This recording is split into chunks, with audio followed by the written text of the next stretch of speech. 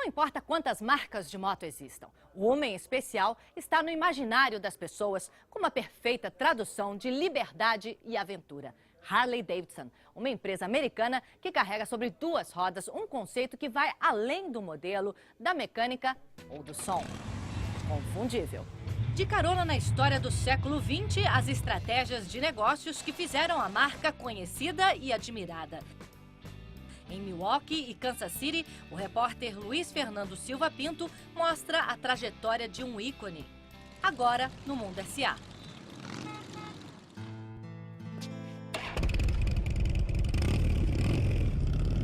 Como fazer o ruído de um motor virar estratégia de marketing? Como vender aço e cromo a preço mais alto do que titânio e fibra de carbono? E como conquistar o mundo com uma estética criada não por designers, mas por engenheiros de uma cidade chamada Milwaukee? A resposta?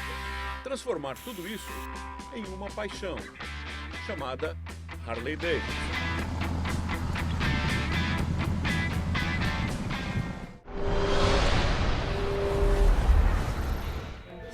Bill tem um jeito tranquilo. Poderia passar por mais um empregado da fábrica.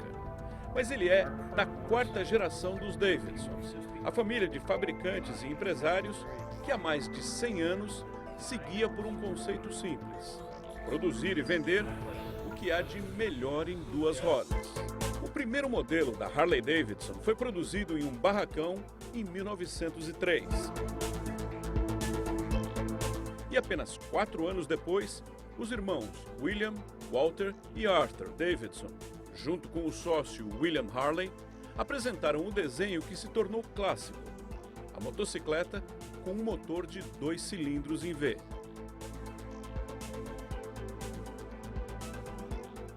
There's a uniqueness about a Harley Davidson. That uniqueness is really summarized in 3 words, in my opinion. It's the look of the motorcycles, the feel of the motorcycles, and the sound of the motorcycles. Those 3 ingredients have really been part of the brand since day one.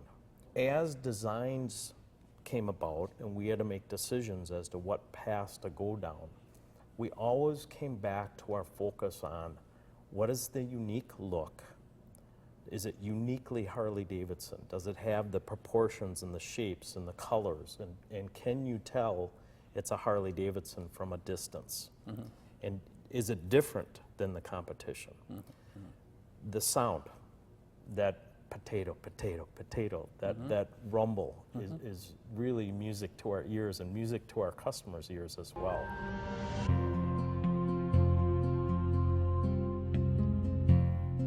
Desde as primeiras décadas, as Harleys foram motocicletas práticas.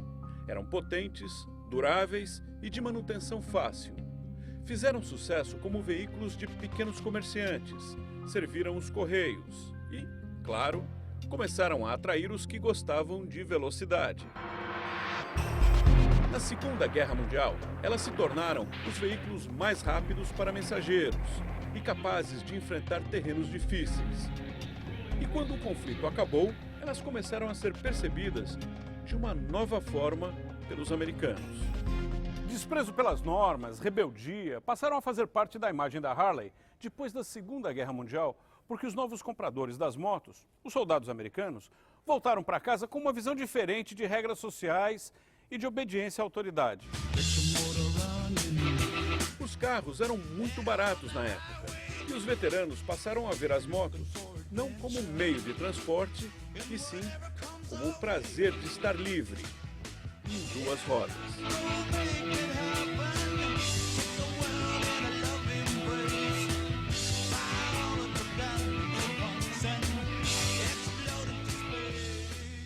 Mas essa imagem se consolidou de verdade no finalzinho dos anos 60. E a moto modelo foi essa. A Chopper que Peter Fonda usou no filme Easy Rider.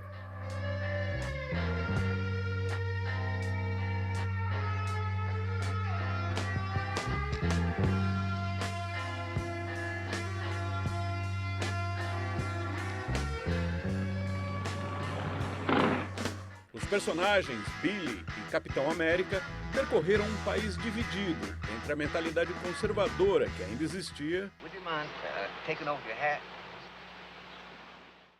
e a cultura hippie que começava a se espalhar. E as Harleys que eles usaram eram um retrato da época. Choppers, que tinham de original só a parte mecânica.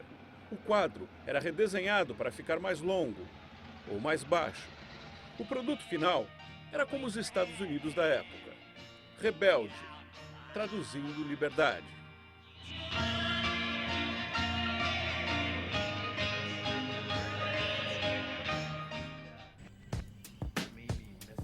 Com isso, a Harley conseguiu a façanha de se posicionar de duas formas completamente diferentes no mercado. Continuou fabricando motos com um desenho conservador, enquanto milhares de pequenos empreendedores mergulharam na busca de uma nova estética. Eles passaram a produzir variações radicais nos quadros, garfos, pinturas, escapamentos. Mas a fidelidade ao produto original continuou, por causa da robustez e da simplicidade mecânica, mas em grande parte por causa do som inconfundível do motor.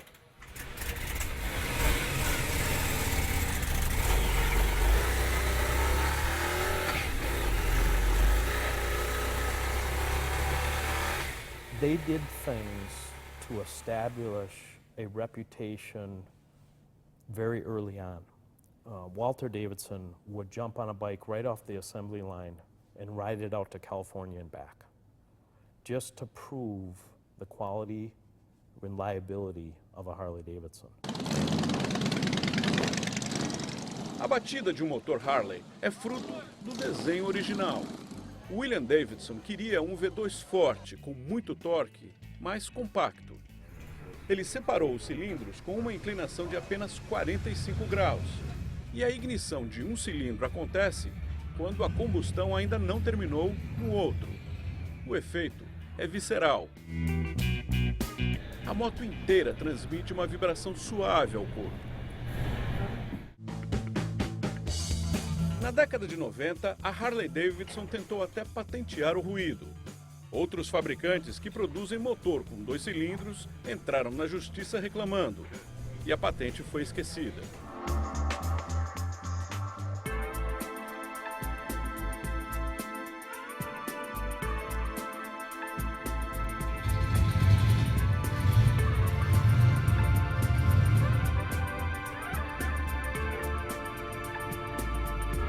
No Museu da Harley, que tem mais de 500 motos, inclusive modelos raros e protótipos que nunca chegaram ao mercado, o curador Jim Freak mostra a seção que é toda dedicada aos sons que os motociclistas conhecem tão bem. This is a jewel that drives not only our motorcycles but our company, and we design the motorcycles around this engine. So let's see how they sound. You have here, So, well, the see, for instance, I don't know, a shovel head. so for many, oh, that one's playing for it by itself for us. This engine came in after the Knucklehead in 1948. It's very, now we're getting a little bit of a chorus of engines right. here. So those are the new engines. Yes. So if I go for, let's say, if I go to an Evolution engine, and this is what I was used to, my Fat Boy. This is pretty much what everybody relates to, and you have this vibration. And it's one of the things that really draws riders to the Harley-Davidson sound. So many of our competitors make things that look like this, but they don't sound like this Or feel like like it.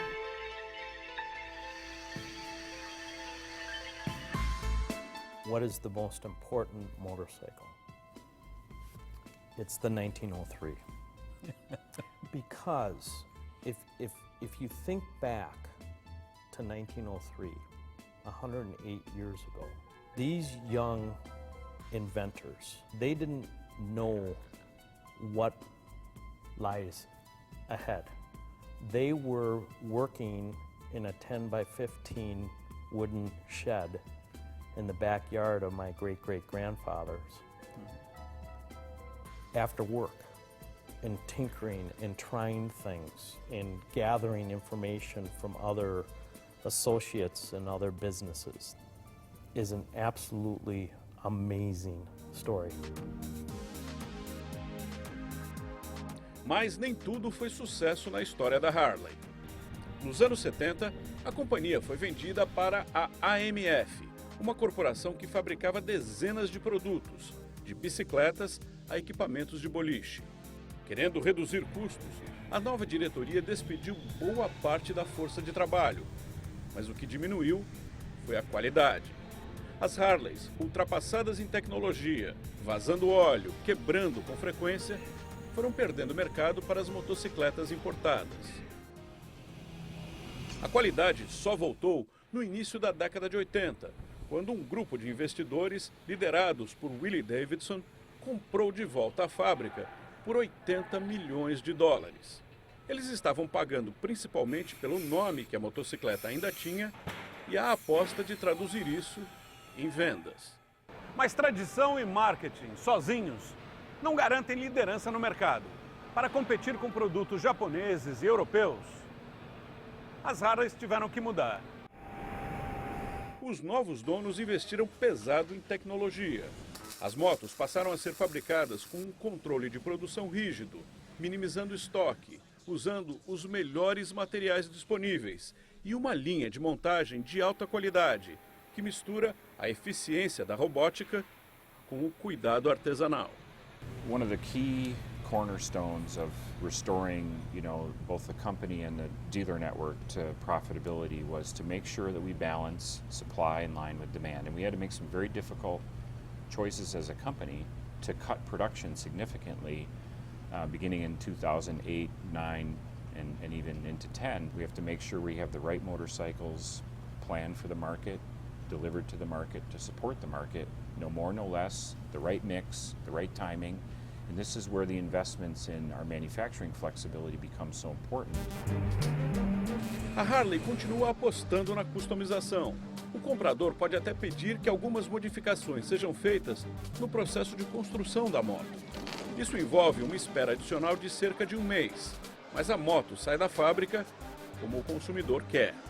The customer can choose from a limited number of things that we will do for them in the factory, things that really differentiate the motorcycle out in the field, but things that are difficult for the customer to do themselves. So, paint, engine finishes, the location of the foot pegs, handlebars, seats, wheels, things that are expensive or difficult for the customer to do at the dealership, but they can get directly from the factory in a reasonable period of time that separates that motorcycle from anything else in the market, makes it truly unique, truly one of a kind to the customer specification.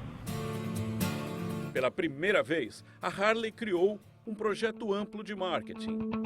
A filosofia se estendeu aos mínimos detalhes de como as revendedoras são desenhadas e como funcionam.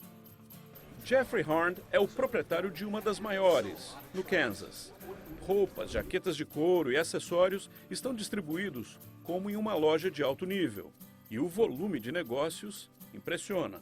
We sell right around 1,300 to 1,500 motorcycles per year. We're a higher volume dealer. Harley-Davidson learned that if they wanted guys on motorcycles, that they had to lend money to those guys that didn't have perfect credit.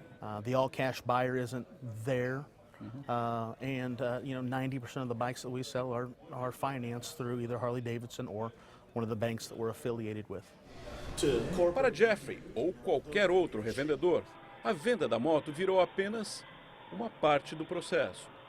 Harley has a very detailed outline business plan and a business model in place, and they've spent thousands and thousands of dollars on a research plan to figure out what works and what doesn't.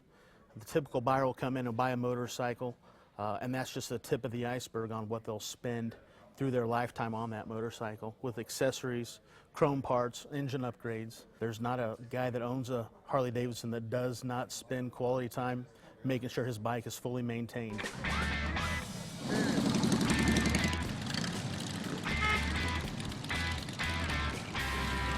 Pô, mas não é chegar lá, o negócio é a estrada, entendeu? Chegar lá é a consequência, né? Atingir o objetivo.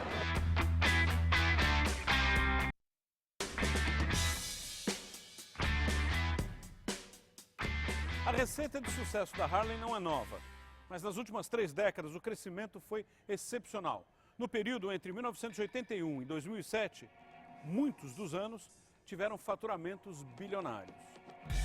2 décadas de disciplina empresarial e controle de qualidade mostraram que a compra da Harley foi uma barganha acima de qualquer expectativa.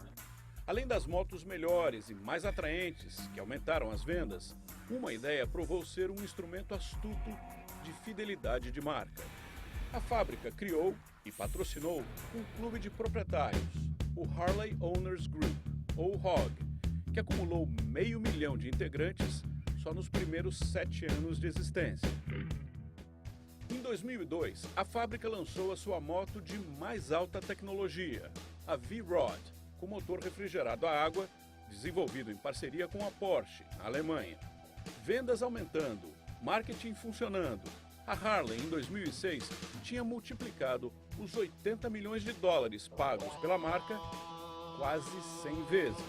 Estava avaliada em mais de 7 bilhões e meio de dólares. E as ações da companhia estavam alcançando sua cotação mais alta em Wall Street, 70 dólares. Mas Mesmo uma fórmula de sucesso, entretanto, perde o fôlego quando a economia desaba. Vendas que estavam em 5ª marcha caem para a 4ª, 3ª. a crise de 2008 reverteu em meses muitos dos avanços acumulados durante anos. As ações, no pior momento, caíram de 70 para 10 dólares. A marca perdeu mais de 3 bilhões de dólares em valor. Hoje, as ações estão cotadas acima dos 40 dólares e a Harley voltou a crescer. Vendas, principalmente nos mercados internacionais, aumentaram em mais de 10% nos últimos 2 anos. Our stated objectives are to grow our core customer sales, but grow to our outreach segments in the United States at a faster rate. To grow in the United States, but to grow international at a faster rate. And for international to be 40% of our total sales by 2014, and we're well on the way to doing that. And in fact, it's very interesting, a couple of statistics. We now have more dealers outside the United States than inside the United States, and that's the first time in 110 years of our history that we've had that. Matt Levatich assumiu a presidência da Harley em 2009. Ele disse que a crise foi causada pelo desemprego, a falta de confiança do consumidor e o fato de muita gente nos Estados Unidos ter perdido a própria casa. Agora, segundo ele, a Harley busca consumidores novos, não apenas os homens acima dos 40 anos, que sempre foram os compradores mais fiéis. Women, young adults, 18 to 34, African Americans, the Hispanic population, which is very strong in the United States, all customer segments that have great interest in what Harley-Davidson stands for, but weren't participating to the same level as our traditional, core customer. No ano passado, a Harley decidiu mudar as suas operações no Brasil, considerado pela empresa o maior mercado da América Latina. Passou a controlar diretamente as revendas e espera crescer entre 20% e 30% esse ano, com motos que custam a partir de R$27 mil. You had an operation, you had a contract in Brazil for, 10 years, over 15 years. But that didn't do, you changed it. Why? Well, we believe that what our customers and our dealers demand and deserve from us is a much higher level of service and a commitment on our part to take care of them in the right way. The local market of Harley-Davidson is where the dealer is. That's where the rider goes on Saturday morning for breakfast in Brazil. They go to their dealer. They ride with other friends who are connected with that dealer where they purchase the bike. And it's unique, I think, in many industries, the way the dealer plays a role in translating and activating for the customer what Harley-Davidson is all about. Na nova concessionária Harley, no Rio de Janeiro, o ambiente é mais animado do que na maioria das revendedoras americanas. E as histórias deixariam os harleiros do norte com inveja. Quando eu fiz o Ushuaia, que é lá no extremo sul do continente americano, né, que é uma viagem também de sonho para muita gente, fazer essa viagem até o Ushuaia, lá na Patagônia, na Terra do Fogo. Lá embaixo tem uma placa com várias cidades, com distância. A última era Alasca. Lá estava escrito 17 mil e pouco. Aí aquilo já começou a me alimentar o sonho. A minha viagem do sonho estava acabando, eu tinha realizado, tinha que criar um outro sonho, né? para continuar mantendo a vida alimentada, né? Em 2011, aconteceu na companhia do amigo Roberto Schaumburg, fundador da Harley's Dogs, um entre tantos motoclubes que reúne aficionados para se divertir, viajar e mostrar a paixão pelas Harleys. Você não comprou uma moto, tá vendo? A moto é uma moto, o Harley Davidson é outra coisa. Você está andando na estrada, mais uma montanha, mais uma outra caminho, uma outra cidade. Coisa que você podia fazer de avião, nessa nossa viagem ao Alasca com o Arthur, o meu sócio falou, vem cá, por que não foi de avião, cara? Vai levar 2 meses para chegar no Alasca? Eu falei, pô, mas não é chegar ao Alasca, o negócio é a estrada, entendeu? Chegar lá é a consequência, né? Atingir o objetivo. Entre as viagens marcantes dos harleiros do Brasil estão 2 verdadeiras peregrinações em 2 rodas que viraram tradição nos Estados Unidos. A mais antiga é até a cidadezinha de Sturgis, na Dakota do Sul. Acontece todo o mês de agosto há 72 anos. A população local de 7.000 habitantes desaparece no meio de centenas de milhares de motociclistas que invadem o lugar durante uma semana. Mas antes disso, a concentração maior e mais agitada acontece na praia de Daytona, na Flórida, em março. Em uma semana de festas e encontros, 500 mil de motoqueiros e motoqueiras vivem e respiram num mundo à parte, que para eles se resume a Harley Davidson e a tudo que a marca representa. It doesn't matter what your background is, who you are, how old you are. Harley Davidson has the strength of pulling people together, and that camaraderie is so powerful, and people love that.